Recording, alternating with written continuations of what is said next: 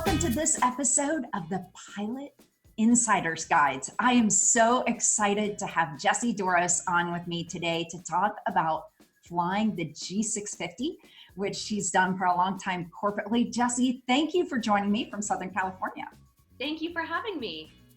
Well, I am just so excited. I have been trying to find just the right person to talk to me about flying, oh gosh, what I would consider the queen of the skies in Gulfstream's 650. And can you just tell me what the best thing is about flying this plane? Just the first word that pops into your mind.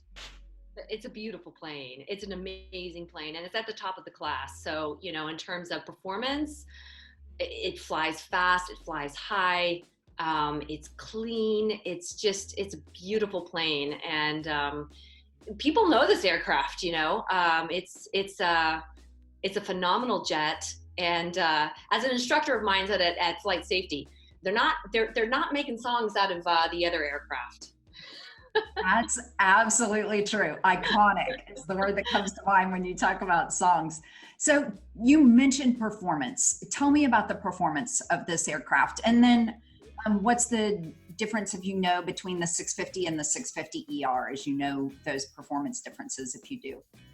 Yeah, well, the G650, it's actually a mod that you can upgrade to do the G650ER, and they basically extend the fuel tanks.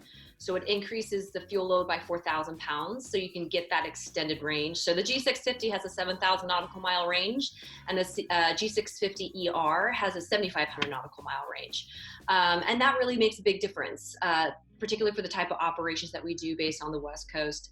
That little extra gas really goes a long way. So we had both aircraft retrofitted with that modification to be the G650ERs. Service ceiling's 510. I've never been up there, but it's pretty phenomenal. And the max speed is Mach 0.925. So fastest aircraft I've ever flown, and highest I've ever flown. So it's slick. And how long of a trip have you taken in it? How many hours are you on that airplane for a 7,500 nautical mile range? It's a long time. The longest flight I think I had was from Haikou back to San Diego. It was a little under 14 hours. So it really was pushing the limits of the aircraft capability. And that's exactly why we have that jet, is to be able to access all these places quickly from the West Coast. So yeah, it's a long time to be in the plane, but that's what the plane is designed for. So it's a perfect flight for it. Well, you spoke about the mission, obviously, for these long range trips, but about how many of your trips typically are that long? Do you use the aircraft for a lot of shorter trips as well? Yes, it can definitely be used for shorter trips. It's not necessarily what it's designed for, but it's definitely used for, you know, shorter flights, a day trip up to San Jose, up to Seattle, or over to DC. So it's certainly used for domestic operations, but it is primarily used, at least in the operation I was flying for international flights. 70 to 80% of the flights were international. And so we did a lot of long stretches. Sometimes we do tech stops in Anchorage on our way over to Asia. And that could be, you know, up to a 20-hour duty day. Sometimes we depart, you know, San Diego all the way to Europe, and it'd be about a 12-hour flight, or even going down to Brazil, about a 12-hour flight. So a lot of the missions were really long. They were 10 plus hours. And do you use 3 crew for those typically, or is it 2? Yeah, we do. It was always three pilots that used for international flights. There is a crew rest area that the aircraft I was flying actually was customized, that crew rest area, so that there were 2 bunk spaces. There was basically a rollout bed for the pilots to lay across horizontally on top, and then the actual seat that down below that goes horizontal was used for the flight attendants. So 2 people could be resting in that area at the same time. On those long days, you know, the flight attendants need to rest too. They need to get off their feet. They need to rest. Everyone's rest levels are imperative. So, you know, it wasn't the most comfortable designs. You know, sometimes you get back there and you feel like you're in a coffin. But I'll tell you, even if you don't sleep, just to get away from the flight deck and away from just that monotony of staring at a screen, made a huge difference just to be able to relax and just rest. So that goes a long way in terms of fatigue management. I love that. Yeah. Tell me about the fuel burn in a plane that goes that far and that fast and that high, and obviously can accommodate a fairly good amount of people in the back. Yeah. The fuel burn, a rough number, an approximate number that I always use for planning was 3,000 pounds per hour. Obviously you burn a little bit more in the beginning and a little bit less as you burn off that fuel, but that was usually a really good solid number that worked for me for most of my trips. Was 3,000 pounds per hour, 1,500 per side. And then going back to what you were talking about, getting out of the cockpit and having that rest so that you're not fatigued. Tell me about the pilot workload when you're in the cockpit, the avionics, what you're excited about in the cockpit, anything that could be a little bit better that you could give Gulfstream a couple hints. Well, I mean, I think Gulfstream knows what they need to fix. It is a slick aircraft. It is very ergonomically designed. It's clean. It's easy. It's quiet.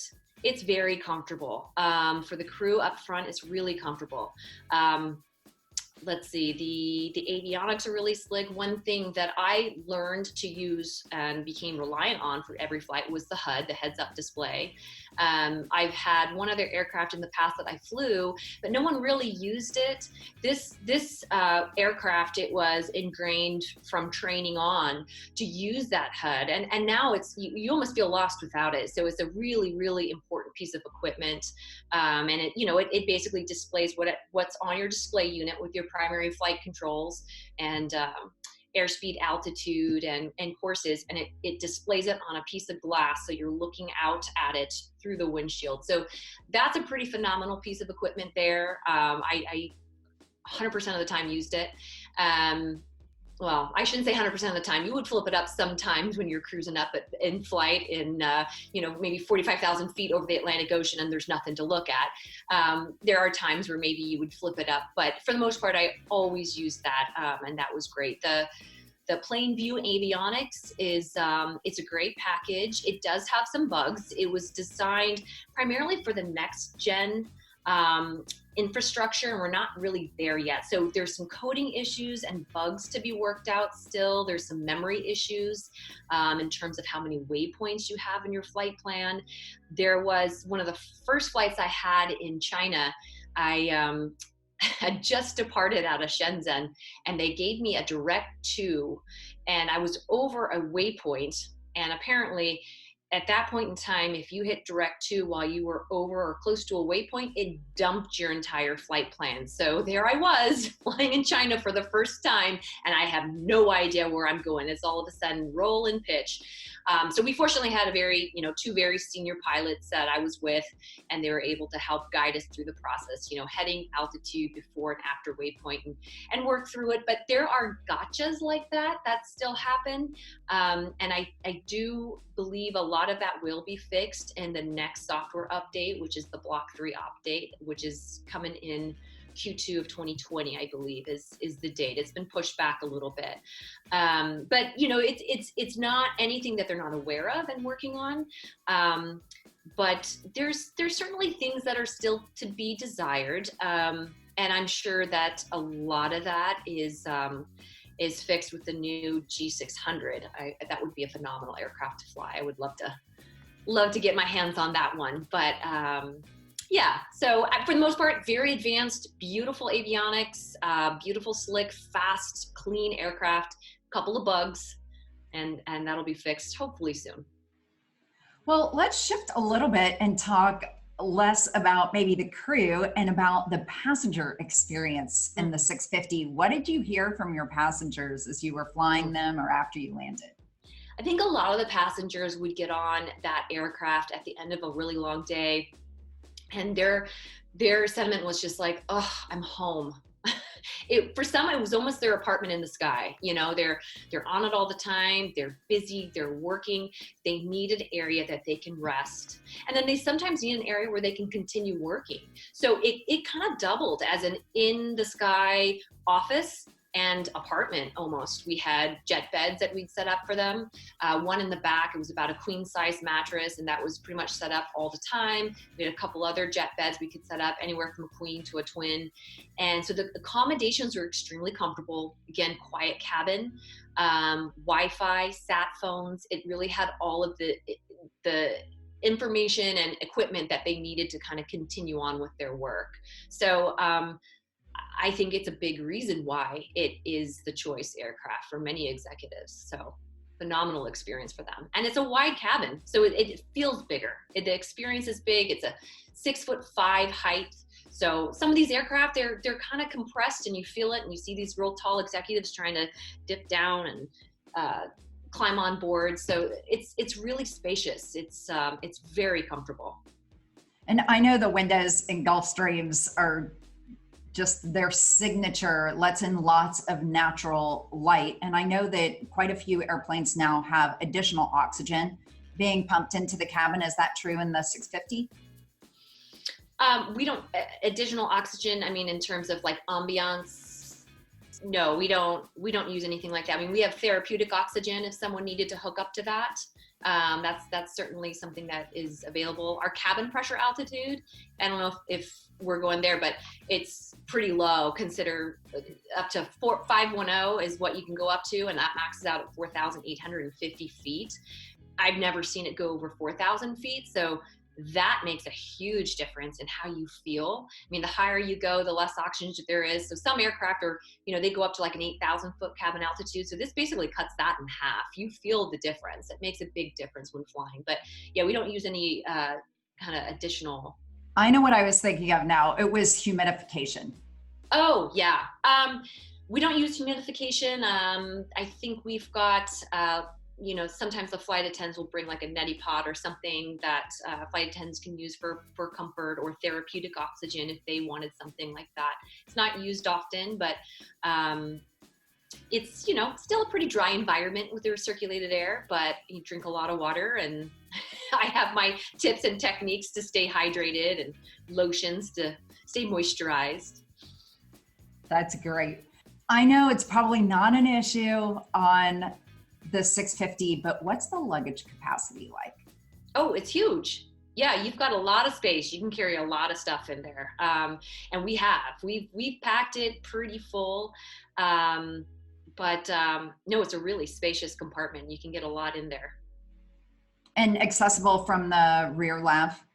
Yes, exactly. Yep. You go through the rear lav, you load it in, you've got someone on the outside. It's a 2-man job. So you got to have help down below, someone lifting the bags and someone bringing the bags in and kind of organizing them and stacking them. And, that can get a bit tricky. I had a safety procedure that one of the other pilots taught me of always holding on to the nets to make sure I didn't fall out of the baggage compartment as they're getting loaded.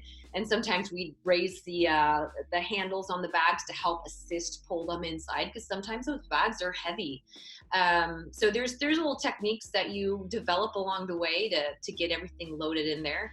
But for the most part, we make it work, and there's a lot of space in there. So tell me about your dispatch reliability. It's hit and miss. When I came on board, we had 2 G650s. One was pretty reliable. The other one just had electrical gremlins. It's a fly-by-wire aircraft, and the sequence and the order of events in which things are done are very important. So if you try to go through your flows and set things up really quickly and you're mashing buttons, something's probably going to go out of sequence, and you're going to find yourself with some CAS messages that you don't want. So you're going to have to go dark again. It's basically doing like a Control-Alt-Delete on your computer. And the time in which you wait to start it up again, it varies. Some people wait, 4 minutes. Some people wait 15 minutes. You don't want to start up too quickly because the problem may not have cleared itself out. So that in the past, I think, caused some problems for us. But there's other things where, the computer sees something that it doesn't like, and you get a CAS message and it won't go away. I had one flight canceled, the TCAS component got wet. And we had a flight to Shanghai. We couldn't take it to China without our TCAS equipment. So there's little things like that can have a big trickle effect. Everything's kind of interconnected. We had one CAS message pop up with something with the FADEC, and then about 2 hours later, we had something pop up with the spoiler, and they seemed like two unrelated systems. But when we finally got on the ground and had Gulfstream look at it, it actually was an interrelated problem. So there's a lot that's going on behind the scenes. And a lot of times that can be very tricky for dispatch reliability. There's also other problems such as because it's a newer aircraft, you will fly into places that require you to use a tow bar in and out of your spot instead of using your own power to move left or right or get off the ramp. And some of those places don't have a tow bar for the G650. It's weight limited. So you carry your own tow bar, which can be tricky to put together and time consuming.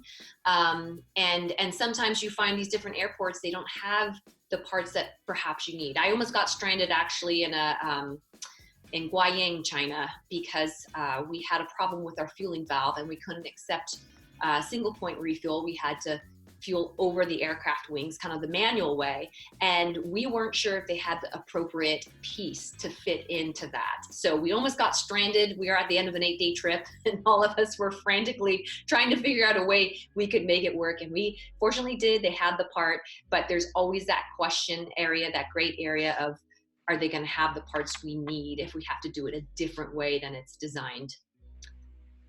So. Wow, that was quite an answer, and thank you. That was a really long answer. Sorry. That was fantastic. Tell me a little bit, if you're familiar, about the maintenance with the aircraft, what kinds of cycles you see and how you see that going? Well, we have a contract with Gulfstream and we do all the regular service with them, and anything that gets we actually, for a while there, because we had some dispatch reliability issues with one of our planes, Gulfstream was actually assisting us in the different places that we were going to, making sure that they had a personnel there available to us to assess any sort of glitches or issues that we were having with the plane. So there's always, there's parts and things like that, inevitably even fleet-wide, that they'll find, okay, maybe we need to move up the inspection on this, do it more frequently, or here's a fix for this nuisance CAS message. So there's always unpredictable things that will arise, but for the most part, you know, whenever we'd come back in after a long flight, we'd have our maintenance crew chief meet the aircraft, they'd do a full inspection, and they'd pretty much get the aircraft ready to dispatch and go, because sometimes it was that quick. We'd come back from a long flight and we'd have a couple hours to turn it around before we were launching the next. It's not always that way, but you know, we had to have a really good, highly qualified maintenance team, and we couldn't do the mission without those guys. So I know some people travel with a maintenance person on board. Did you ever do that? For a time we did. There are definitely some flights that we did do that, or like I said, we'd have a Gulfstream representative meet us in the next location that we were flying to.